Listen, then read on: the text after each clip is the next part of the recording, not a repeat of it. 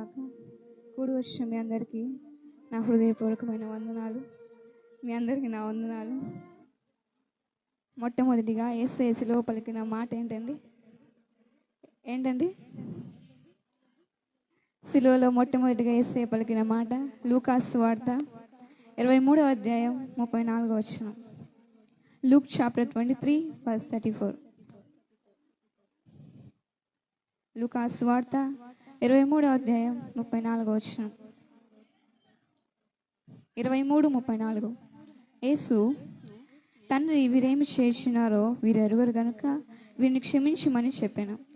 Father forgive them for they know not now what doing అని చెప్పబడెను. యేసు క్రీస్తు ప్రభు వారు సిలువలో వేలాడుతూ అంత భయంకరమైన శ్రమలో కూడా మొట్టమొదటిగా పలికిన మాట ఏంటండి? తండ్రి వీరేమి చేస్తున్నారో వీరెరుగరు గనుక వీరిని క్షమించమని అంటున్నాడు. ద వర్డ్ ఆఫ్ ఫర్గివ్నెస్, క్షమించేటువంటి మాటను ఆయన శిలువ పై నుండి పలకడం మనం చూస్తున్నాం. గెత్సెమనే తోట నుండి చెమట రక్తంగా కారుతున్న ఆ దగ్గర నుండి అనేకమైన శ్రమల గుండా వెళ్తున్నటువంటి యేసుక్రీస్తు ప్రభు వారు ఆయనను ఉమ్మివేసిన వారిని, ఆయనను అవమానించిన వారిని, ఆయనను గాయపరిచిన వారిని, అంత శ్రమల గుండా వెళ్తున్నప్పటి గురించి ఆయన అవమానించిన వారిని, ఆయనను హింసించిన వారిని, ఆయనను గాయపరిచిన వారిని అందరి నిమిత్తం ఆయన అంటున్న మాట ఏంటంటే, తండ్రి వీరేం చేస్తున్నారో వీరెరుగరు కనుక వీరిని క్షమించే అటువంటి మాటను యేసయ్య ఇక్కడ పలుకుతున్నానని చూస్తున్నాం. మొట్టమొదటిగా ఏంటో తెలుసా? తండ్రికి చేస్తున్నటువంటి ప్రార్థన. యేసయ్య తండ్రికి చేస్తున్నటువంటి ప్రార్థన. తండ్రి వీరేం చేస్తున్నారో వీరికి తెలియదు, వీరిని క్షమించేటువంటి ప్రార్థన ఆయన చేస్తున్నాడు. ఆమేన్. హల్లెలూయా, హల్లెలూయా. మన జీవితంలో యేసయ్య సిలువలో శ్రమలో పలికిన ప్రతి మాట అనేకమైన పాఠాలను మనకు నేర్పిస్తుంది.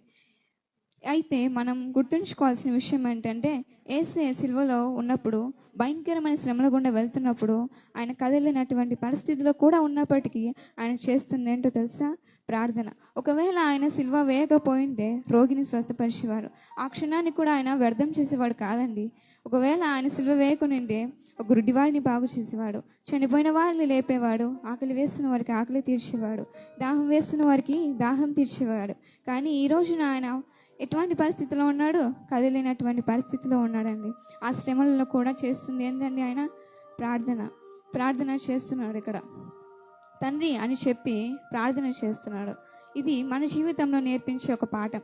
అనేక సార్లు మనం కూడా అనేకమైన శ్రమల గుండా వెళ్తున్నప్పుడు, కదలినట్టు పరిస్థితిలో ఉన్నప్పుడు, అనారోగ్యమే మనల్ని పట్టి పీడిస్తున్నప్పుడు, అయ్యో నేను కదలలేకపోతున్నానే అని చెప్పి బాధపడుతున్నట్టు వారందరికీ యేసయ్య మనకు నేర్పిస్తున్నాడు అంటే ప్రార్థన. ఒకటి, నీవు శ్రమల గుండా వెళ్తున్నప్పుడు, వ్యతిరేకతల గుండా వెళ్తున్నప్పుడు నీవు చేయగలిగిన గొప్ప ఆయుధమే ప్రార్థన. ఇక్కడ చూస్తే ఆయన శ్రమలలో ప్రార్థన చేస్తున్నాడు. సిలువ గుండా వెళ్తున్నప్పుడు నీవు కూడా నేర్చుకోవాల్సింది ఏంటంటే, నువ్వు ఏది చేయలేకపోయినా ప్రార్థన చేయగలవు అనే గొప్ప సంకల్పాన్ని నీవు కలిగి ఉన్నట్లయితే, నీవు నీ తండ్రికి ప్రార్థన చేసినట్లయితే ఆ ప్రార్థనకు తప్పనిసరిగా ప్రతిఫలం లభిస్తుంది. నీవు కదలలేకపోయిన పరిస్థితిలో ఉన్నప్పుడు నీవు మంచం మీద ఉండి కూడా ప్రార్థన చేసే ప్రతి ప్రార్థన, ప్రతి పదం కూడా అనేక మందిని కదిలించగలుగుతాం, అనేకమైన పరిస్థితులను మార్చగలుగుతాం. ఇంతకు మంచి ఉదాహరణ యేసుక్రీస్తు ప్రభువారు. అందుకు ఆయన అంటాడు తండ్రి అని చెప్పి ప్రార్థన చేస్తున్నాడు. అంత మాత్రమే కాక ఆయన ఎవరి గురించి ప్రార్థన చేస్తున్నాడండి? ఎవరి గురించి చేస్తున్నాడు? ఆయనను ఉమ్మివేసిన వారి గురించి, ఆయనను అపహాసించిన వారి గురించి, ఆయనను నిందించిన వారి గురించి, ఆయనను గాయపరిచిన వారి అందరి గురించి కూడా ఆయన ఇక్కడ చేస్తున్నట్టు ప్రార్థన ఏంటండి? తండ్రి వీరేం చేస్తున్నారు వీరెరుగరయ్యా, వీరిని క్షమించు, వీళ్ళకి తెలియదు అన్నటువంటి ప్రార్థన ఆయన చేస్తున్నాడు. యేసుక్రీస్తు ప్రభువారు మొట్టమొదటిగా ప్రార్థనలో క్షమించు అన్నటువంటి పదాన్ని ఎందుకు ఆయన ఉపయోగించాడు? ఎందుకు ఉపయోగించాలంటారండి? ఎందుకంటే ఈ లోకంలో దొరకనిది అదొకటే. ఎందుకంటే మనకి ఈ లోకంలో ఏదైనా దొరకవచ్చు, కానీ క్షమాపణ దొరకలేని ఈ లోకంలో మనందరం ఉన్నామండి. అందుకే యేసయ్య ప్రార్థన చేస్తూ క్షమించు అని అన్నాడు. ఎందుకో తెలుసా? యేసుక్రీస్తు ప్రభువారు ఈ లోకంలోకి రావడానికి గల కారణమే మనుషుల పాపాల నుండి రక్షించడానికి, మనుషుల పాపాల నుండి విడిపించడానికి ఈ లోకంలోకి వచ్చాడు. అందుకనే ఇదిగో లోక పాపములు మోసుకొని దేవుని గొర్రెపిల్ల అని అంటారు. అందుకనే యోహాను యేసుక్రీస్తు ప్రభు కోసం వచ్చాడు. సో యేసుక్రీస్తు ప్రభు వారు క్షమించుము అనే మాటను మొట్టమొదటిగా చెప్తున్నాడు. యేసు అనగా రక్షకుడైన యేసుక్రీస్తు ప్రభు వారు మొట్టమొదటిగా క్షమించు అని అంటున్నాడు. ఎవరైనా తెలుసా? ఎవరైతే ఆయన ద్వారా మేలు పొందారో, ఎవరైతే ఆయన రొట్టెను విరిచారో, ఈ రోజున వారే యేసేను రాళ్లతో కొడుతున్నారు. వారే అంటున్నారు సిలువ వేయము అని ఆయనకు వ్యతిరేకంగా మాట్లాడడం మనం చూస్తున్నాం. వీరేమి చేర్చిన వాళ్ళందరి నిమిత్తం యేసు ఏమంటున్నాడు? వీరేమి చేర్చినో వీళ్ళకి తెలియదు, వీళ్ళకి క్షమించు తండ్రి అన్నటువంటి ప్రార్థన ఆయన చేస్తున్నాడు.